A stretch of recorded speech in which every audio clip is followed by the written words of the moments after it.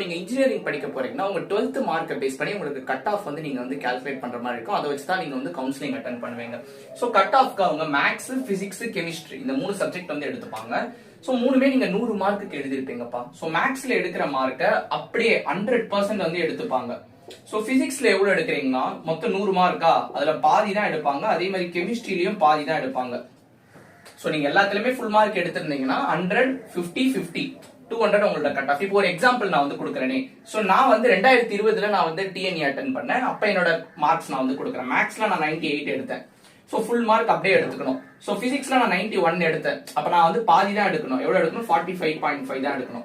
So கெமிஸ்ட்ரியில same 91 எடுத்தேன். அப்ப 45.5 தான் எடுக்கணும்.